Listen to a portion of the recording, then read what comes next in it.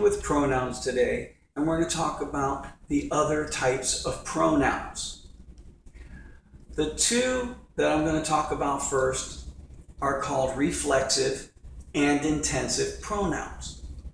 The reason why I'm talking about these two together is because they both have a common ending.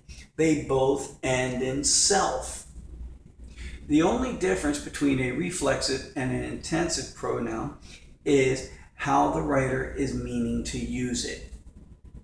A reflexive pronoun is kind of like looking in a mirror. It reflects back at you. A reflexive pronoun reflects back onto the subject. The example would be, John went to the dance by himself. Himself is just reflecting back onto the subject. You're not trying to make the subject stand out in any way. You are just saying he went to the dance by himself. Now, an intensive pronoun is kind of sort of like the opposite. It is intense. It emphasizes the subject. It wants the subject to stand out. John himself saved the family from the fire. We're emphasizing what John did. And that is what an intensive pronoun does. The next pronoun I'm going to talk about is an indefinite pronoun. And it's kind of just what it sounds like. It is non-specific words. They do not emphasize or specify anybody or anything. Some of the examples of an indefinite pronoun are anyone, someone, few, both, many, several. Those are just examples. There are so many more. But think of it in this way. If an administrator walked in and said, several of you are in trouble, or is anyone coming to after school practice? They are not signaling out anyone specific. They're just asking a general type of question to a general group. If they walked in and said, John, well, then we might have a John in the class, or we should have a John in the class, and therefore we know it's that one person. So indefinite is nothing specific. The next one is called a demonstrative pronoun. I like to call it a demonstrative pronoun. It shows a relationship between space and time, or as I like to say, it demonstrates the relationship between space and time. Space in this instance is distance, okay, from a point A to a point B, whether it's in distance or in time. There are four main demonstrative pronouns. This, these, that, and those.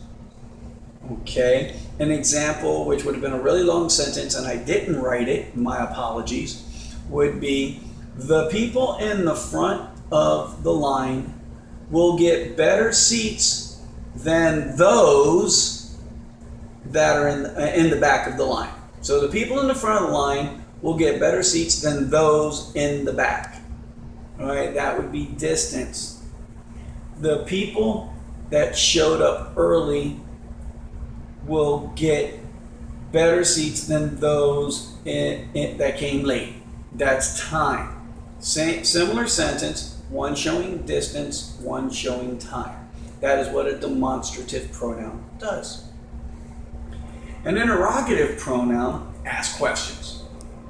Okay, if you go into you get arrested, they put you in an interrogation room, they ask you questions. Who, whom, whose, which, and what are your interrogative pronouns? And again, they ask questions. A relative pronoun introduces a subordinate clause. For those that don't know what a subordinate clause is, it is the extra information in a sentence. That extra information is just something that we want to throw in there as, hey, here's a little extra something. It extends our sentences. It gives us sentence variety. So it's always nice to use it. But you have to use it correctly. In order to use a subordinate clause, you need to use a relative pronoun. The relative pronouns are who, whom, whose, which, and that. So basically similar to the interrogatives with the exception of what became that. The example that I have is Sarah, who is my student, became class president. Who is my student is the subordinate clause, and who is my student is just extra information. If I took it out, the sentence would still be the same. Sarah became class president. So as you can see, the other types of pronouns have specific uses and are very important in our writing. They are, again, reflexive, intensive, indefinite, demonstrative, interrogative, and relative.